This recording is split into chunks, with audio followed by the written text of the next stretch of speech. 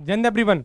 आज के सेशन में हम लोग समझेंगे कि क्या है हीट इंजन और इस पर किस तरीके के क्वेश्चंस एयरफोर्स, नेवी, एनडीए और आईसीजी पूछ सकता है या प्रीवियस ईयर में पूछे जा चुके हैं।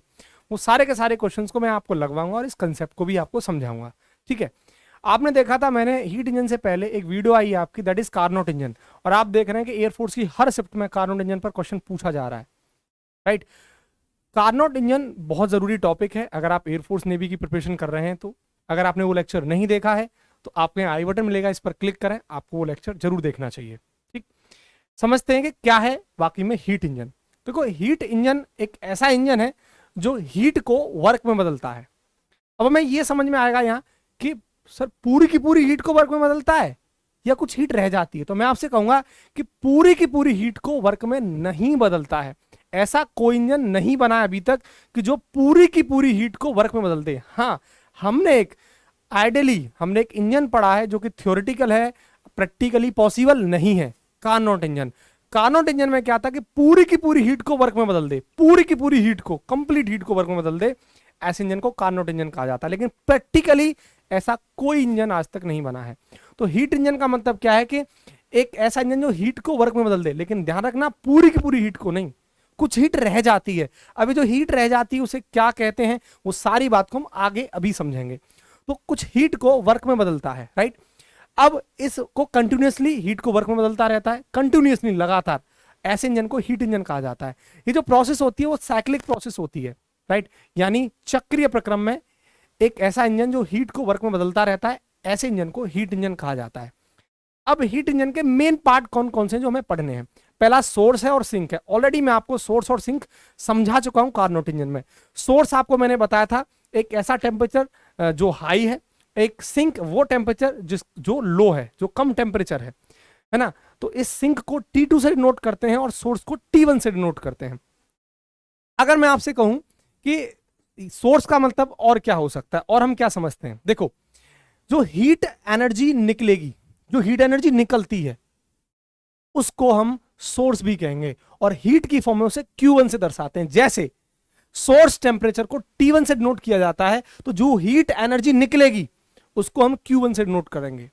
जैसे सिंक टेम्परेचर का काम क्या है, टेम्परेचर को लेना, इसकी इनफाइनाइट कैपेसिटी होती है लेना। ठीक वैसे ही any amount of heat given to the sink, यानी हीट जो ली जाती है सिंक के द्वारा, ठीक है, जो हीट ली जाती है उसे सिंक कहते हैं, सॉरी, जो हीट ली जाती है उसे सिंक कहते हैं, और उस हीट को किससे नोट किया जाता है, Q2 से, और उस टेम्परेचर को T2 से। आई थिंक क्लियर होगा। ठीक, अब देखो नेक्स्ट, इसके डायग्राम को ध्यान से देखना, जो आपको येलो पार्ट में गोल गोल दिखाई दे रहा है, ये आपका इंजन है। क्या है, ये आपका इंजन। अब जो ऊपर लगे हुए हैं, ऊपर सोर्स है, नीचे सिंक है। तो सोर्स है जिसके पास हाई टेम्परेचर होगा, सिंक वो जिसके पास लो टेम्परेचर होगा। तो इसको T2 से नोट करते हैं, इसको T1 से नोट करते हैं। अब सोर्स का काम क्या है, हीट को देना। मैंने अभी आपसे बोला सोर्स का काम क्या है, हीट को देना। ठीक है, हीट देने वाला।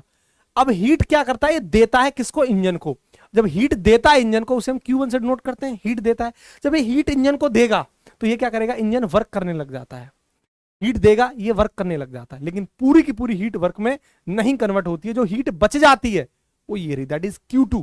जो हीट पूरी की पूरी वर्क में कन्वर्ट नहीं होती, कुछ हीट जो बच जाती है, जो रिजेक्ट हो जाती है हीट, उसे हम Q2 बोल रहे हैं, that heat rejected to the sink. ठीक है, तो ये आपकी जो हीट रिजेक्ट हो जाती है बची हुई, जैसे वेस्ट हीट है, जैसे मैं कहूँ ये वेस्ट हीट है, वो हमारी Q2 है, जिसे हम सिंक कह रहे हैं। और जो कुछ हीट हमारी वो वर्क में कन्वर्ट हो जाती है। इसी तरीके से पूरी एक साइक्लिक प्रोसेस है, कंटिन्यूअस, कुछ हीट आपकी वर्क में कन्वर्ट होती रहती है, जो बच जाती है उसको निकाल देता है, दैट इज Q2। क्लियर। अब देखो, किसी भी हीट इंजन की परफॉर्मेंस को आपको अगर एक्सप्लेन करना हो तो उसकी परफॉर्मेंस को बताने का तरीका है इफिशियंसी से। इफिशियंसी को हिंदी में दक्षता कहते हैं। तो इफिशियंसी बराबर होता क्या, आउटपुट अपॉन इनपुट। आउटपुट का मतलब है निर्गत और इनपुट का मतलब है निवेश। अब आउटपुट का मतलब क्या, इनपुट का मतलब क्या, इनपुट मतलब क्या आपने उसको दिया है, तो दिया क्या हमने, हीट। तो आउटपुट में उसने किया क्या, work. Input output, input output. तो इनपुट में क्या आ गया, सोर्स, दैट इज Q1, और आउटपुट में क्या आ गया, वर्क। ठीक है, तो यहां मैंने यही किया है, ये हमारा क्या है, आउटपुट में उसने वर्क किया, दिया हमने क्या, इनपुट में हीट, दैट इज Q1, जिसे हम सोर्स कह रहे हैं। अब ध्यान से समझो, आपने थर्मोडायनामिक्स का पहला लॉ की लेक्चर भी मैंने आपको बना दिया, अगर वो भी बहुत इंपॉर्टेंट लेक्चर है बच्चों। एयरफोर्स में इस बार हर शिफ्ट पर भी क्वेश्चन बन रहा है। अगर आपने थर्मोडायनामिक्स के फर्स्ट लॉ पर किस तरीके के क्वेश्चंस बन सकते हैं, अगर आपने ये लेक्चर नहीं देखा है, प्लीज इस लेक्चर को जरूर देखें। आपको यहाँ आई बटन मिल जाएगा, उस पर क्लिक कर लें आप, ठीक। अब देखो ये पहला लॉ है थर्मोडायनामिक्स का। तो हमने समझाया कि जो साइक्लिक प्रोसेस होती है, किसी भी साइक्लिक प्रोसेस के लिए जो इंटरनल एनर्जी का चेंज है वो जीरो होता है, क्योंकि साइक्लिक प्रोसेस में जो आपकी जो इंटरनल एनर्जी होती है, यू क्या है यहाँ पे, इंटरनल एनर्जी, आंतरिक ऊर्जा। तो इंटरनल एनर्जी कभी भी पाथ पर डिपेंड नहीं करती, ये इस बात पर डिपेंड करती है कि आपकी इनिशियल और फाइनल पोजीशन क्या है, बस। और किसी भी साइक्लिक प्रोसेस के लिए डेल्टा यू क्या रहता है, जीरो। आई बात समझ में? जब डेल्टा यू को जीरो कर दोगे तो डेल्टा क्यू किसके बराबर हो जाएगा, डब्ल्यू के बराबर, डेल्टा डब्ल्यू के बराबर। अब देखो वर्क डेल्टा क्यू क्या होगा, Q2 माइनस क्यू1, लेकिन सर आपने तो Q1 माइनस क्यू2 करा है। अब ये Q2 माइनस क्यू1 लिख दो, Q1 माइनस क्यू2, तो यहां पर Q1 क्या होगा, ज्यादा होगा। भाई ज्यादा में से तो कम को माइनस करेंगे, तो ज्यादा कौन है, जो देने वाला है, देने वाला कौन है, सोर्स। और जो कम है, जो वेस्ट हो रही है हीट, वो क्या है, Q2। तो W को हम क्या लिखेंगे, Q1 माइनस Q2 लिखेंगे, ना कि यहां पर Q2 माइनस Q1। तो मैंने क्या लिखा है, इस W को देखो आपके सामने, Q1 माइनस Q2 लिख दिया अपॉन Q1। जब ये बचा Q1 से Q1 1 खत्म, माइनस Q2 अपॉन Q1, यानी इफिशियंसी का आपके पास फॉर्मूला आ गया 1 माइनस Q2 अपॉन Q1। आप देख सकते हैं ये आपके पास है, that is efficiency of heat engine. और Q2 क्या है, जो हीट वेस्ट हो रही है, रिजेक्ट हो रही है। और Q1 क्या है, हीट जो एब्जॉर्ब फ्रॉम सोर्स, सोर्स से एब्जॉर्ब ली जा रही है, सोर्स से अवशोषित की जा रही है, वो Q1 है। जो हीट रिजेक्ट की जा रही है इंजन द्वारा, दैट इज Q2, सिंक हम उसे कह रहे हैं।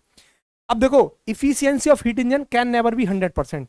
आप सबको पता है सिर्फ कार्नोट इंजन एक ऐसा इंजन है जो कि थ्योरेटिकल है, प्रैक्टिकली नहीं, जिसकी इफिशियंसी 100% होती है। लेकिन इसके अलावा कोई भी इंजन ऐसा नहीं है जिसकी इफिशियंसी 100% हो। तो देखो यही है कि हीट इंजन की इफिशियंसी 100% नहीं हो सकती है। क्लियर? अब ध्यान से एक चीज को समझना है, इफिशियंसी का फॉर्मूला हमने ये पढ़ा, that is 1 minus Q2 upon Q1, ठीक। अगर मैं आपसे बोलूं कि पूरी की पूरी हीट को वर्क में बदल देता है, जरा समझना, तो आप जरा देखो Q2 क्या है, वेस्ट हीट है, मतलब ये जीरो है, वेस्ट हो ही नहीं रही हीट, वेस्ट हो ही नहीं रही हीट। तो अब Q1 का मैं जब डिवाइड करूंगा तो क्या बचेगा, 1 माइनस 0 बचेगा, तो 1। आप देखिए इफिशियंसी किसके बराबर आ गई, 1 के बराबर। या जब परसेंट में बात करूं तो 100 का मल्टीप्लाई कर दूंगा तो कितनी आ जाएगी, 100%। आप बताइए एफिशिएंसी किसकी थी, ये बच्चे कार्नोट इंजन की एफिशिएंसी थी। तो कार्नोट इंजन था क्या कि पूरी की पूरी हीट को वर्क में बदल दे, ऐसे इंजन को कार्नोट इंजन कहते हैं, ध्यान रखना। और आप यहां देख रहे हैं ये पूरी की पूरी हीट को वर्क में नहीं बदलता है, कुछ हीट रिजेक्ट हो जाती है। आई थिंक आपको मेरी बात समझ में आ गई होगी। दूसरी बात आप जरा यहां से समझो, इफिशियंसी का फॉर्मूला है 1 माइनस Q2 अपॉन Q1। आपसे मैं कहूं कि अगर मुझे इस हीट इंजन की इफिशियंसी को बढ़ाना है, यानी इस हीट इंजन की इफिशियंसी को बढ़ाना है, तो किस तरीके से हीट इंजन की इफिशियंसी को बढ़ा सकते हो, क्वेश्चन ये बना है। तो आप कैसे बढ़ा सकते हो, अगर मैं आपसे कहूं कि अगर मैं इस Q1 को बढ़ा दूं तो क्या ये इफिशियंसी बढ़ जाएगी हीट इंजन की, तो जरा सोचो। अगर बच्चे मैं ये कहूं कि इसको बढ़ा दिया गया है, मतलब ये ऊपर वाला 4 मान लूं, नीचे वाला कितना मान लूं, 5, मतलब ये ज्यादा होगा, बढ़ा दिया है। तो अब 5 का भाग अब जब 4 में देंगे तो लगभग 1 से कम ही आएगा, हमेशा 1 से कम आएगा। तो जब 1 से कम आएगा मतलब 0 पॉइंट समथिंग आएगा, और 1 में से आप 0 पॉइंट समथिंग को घटाओगे तो वैल्यू कैसी आएगी, निकल के पॉजिटिव आएगी ना। तो हम कहेंगे इफिशियंसी क्या है, बढ़ गई। अगर मैं आपसे कहूं कि मैंने अगर इसको Q1 को घटा दिया है, जब इसको घटा देंगे मतलब अब ये कहानी उल्टी हो गई कि नीचे वाला कम होगा, और 4 का भाग अब इस 5 में देंगे तो 1 से हमेशा ये ज्यादा आएगा। जब 1 से हमेशा ज्यादा आएगा तो 1 पॉइंट समथिंग को आप घटाओगे तो वैल्यू कैसी आएगी, नेगेटिव। तो इफिशियंसी क्या है बच्चे, घट जाएगी, ध्यान रखना। तो हीट इंजन की इफिशियंसी कब घटेगी, जब आप इस Q1 को घटाओगे।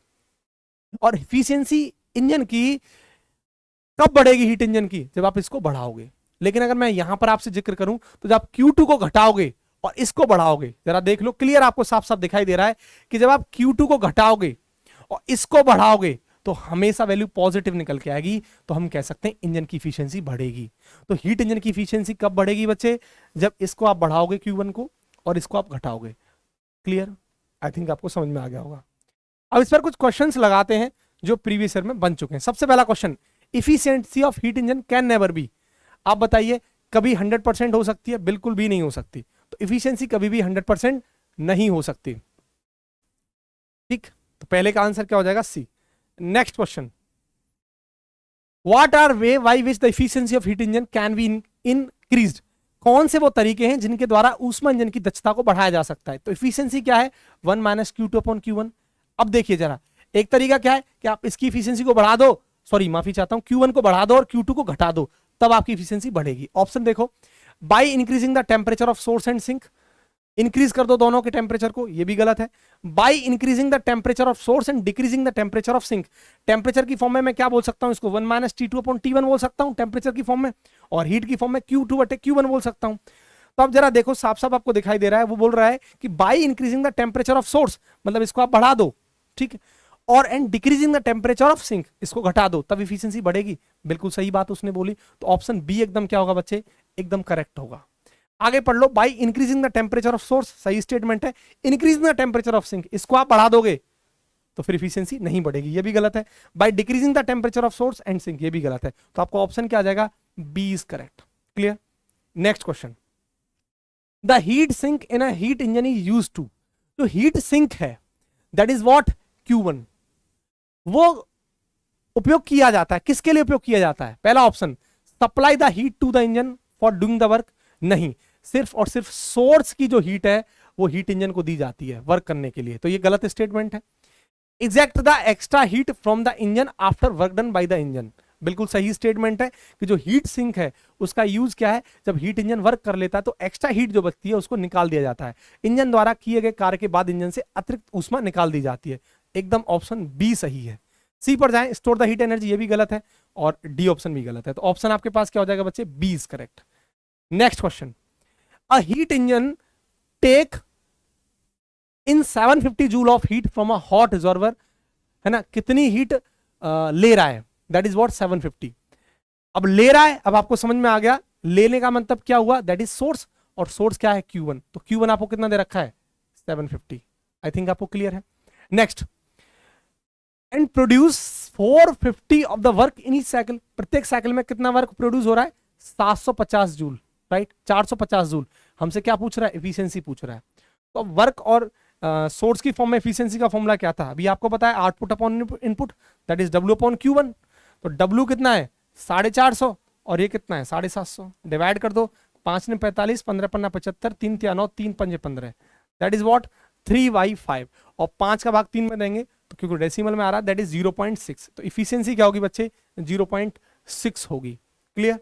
नेक्स्ट क्वेश्चन, अगला क्वेश्चन हमसे बोल रहा है steam engine absorb 5 kilo joule of heat पर minute from its boiler, absorb कर रहा है। अब एब्जॉर्ब कर रहा है तो कौन सी हीट है, सोर्स है, दैट इज Q1 बराबर 5 किलो जूल। आगे हमसे बोल रहा है and deliver 4.8 kilo joule of work पर मिनट, कितना वर्क दे रहा है 4.8 किलो जूल पर मिनट, इतना वर्क कर रहा है। What is the efficiency of engine, efficiency engine की क्या होगी, ये हमसे निकलवा रहा है। तो सेम फॉर्मूला आप अप्लाई करोगे, इफिशियंसी परसेंटेज में पूछ रहा है, तो हम सबको पता है इफिशियंसी का फॉर्मूला क्या है, आउटपुट अपॉन इनपुट। अब आउटपुट क्या है, that is W, that is 4.8 upon 5।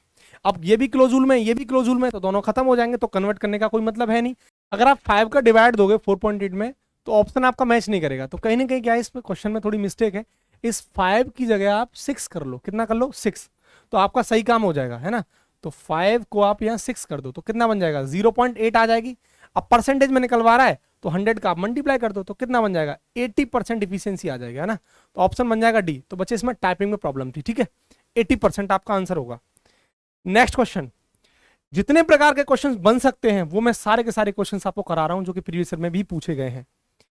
A cyclic heat engine does 24 kilo joule of work पर साइकिल, ठीक है, तो कितना वर्क हो रहा है 24 kilo joule. If the efficiency of the engine is 0.8, what will be the heat rejected पर cycle. Rejected का मतलब क्या, दैट इज व्हाट Q2, आपसे सिंक निकलवा रहा है, ये Q2 आपसे निकलवा रहा है। अब यहां जरा हमें समझने की जरूरत है, उसने सेंटेंस को समझो, what will be the heat rejected पर साइकिल, ठीक है, तो ये हमसे Q2 निकलवा रहा है। हम सब जानते हैं एफिशिएंसी का फॉर्मूला क्या है, that is what W upon Q1, यही तो फॉर्मूला है हमारे पास एफिशिएंसी का, ठीक। अब आप एक बात देखिए, यहां से एफिशिएंसी हमें कितना दे रखा है 0.8 दे रखा है, तो क्या मैं इसको 80/100 लिख सकता हूं बच्चे, बिल्कुल लिख सकते हैं। और W कितना हमारा 24, ये अपॉन Q1 है हमारा, ठीक। अब यहां से एक काम करिए, इसको 0 0 खत्म, 2 चक 8, 2 पंजे 10, ठीक है, 24 का गुणा 5 में करिए, और Q1 बराबर कितना आ जाएगा, 24 पंजे कितना हो जाएगा 120/4, तो कितना आ जाएगा 30 किलो जूल आ जाएगा, कितना आ जाएगा 30 जूल। Q1 कितना निकल के आ जाएगा, इतना 30 किलो जूल। अब आप एक बात बताइए, यहां पर जो खास बात है, ये तो हमारा Q1 निकल के आया, डाटा में मुझे वर्क दे रखा है, क्या निकलवा रहा है, Q2 निकलवा रहा है। तो मेरे पास क्या तरीका है, वर्क बराबर ज्यादा कौन होता है Q1, कम कौन होता है Q2।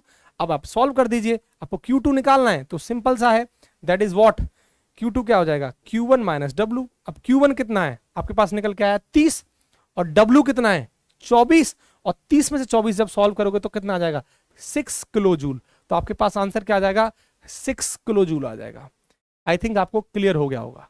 ठीक, नेक्स्ट क्वेश्चन देखो, ये क्वेश्चन क्या बोल रहा है, अ reversible heat engine convert 1/5 of the heat that is absorb from the source into work. ठीक है, कितना हीट, 1/5 यानी 1/5 of heat that is absorb from the source, that is source का मतलब कितना Q1, और किसके बराबर, वर्क के बराबर। तो a reversible heat engine convert 1/5 of heat absorb from the source into work. ठीक, find the efficiency of the engine, आपसे इफिशियंसी निकलवा रहा है इंजन की क्या होगी। हम सब जानते हैं कि इफिशियंसी का फॉर्मूला क्या है, W/Q1, यही तो फॉर्मूला है, इफिशियंसी का फॉर्मूला यही है। अब जरा देखो, क्या मैं इसको सीधा सीधा यहां से W बराबर क्या था, आपने पढ़ा था 1 माइनस Q2 बट्टे क्या हो जाएगा Q1, यही फॉर्मूला पढ़ा था। ठीक, आप एक काम करिए, यहां पर साफ साफ आपको, क्या मैं वर्क की जगह Q1/5 रख सकता हूं यहां पर, तो Q1/5 हो जाएगा अपॉन Q1। ठीक, लिख सकता हूं, इतना मैं कर सकता हूं। अब आप देखिए, Q1 से सीधा Q1 खत्म, नीचे आएगा मल्टीप्लाई हो जाएगा, खत्म, तो बचा क्या, इफिशियंसी कितनी निकल के आ रही है, 1/5 निकल के आ रही है। कितना निकल के आ रही है, 1/5। तो ऑप्शन क्या बन जाएगा, बी। आप इस तरीके से भी इस क्वेश्चन को कर सकते हो। क्लियर है, कोई डाउट। ठीक है, तो इस तरीके के लेक्चर्स आपको आते रहेंगे। तो आपको किस तरीके के लेक्चर चाहिए जिनमें आपको डाउट आ रहा है, आप मुझे कमेंट सेक्शन में कमेंट करके बता सकते हैं। तो इसी आसान तरीके से आपको जो प्रीवियस ईयर में क्वेश्चंस पूछे जा चुके हैं एयरफोर्स, नेवी, एनडी, आईसीजी के अंदर, वो मैं आपको कंप्लीट कराऊंगा हर इस तरीके के टॉपिक्स पर। ठीक है, तब तक के लिए जय हिंद।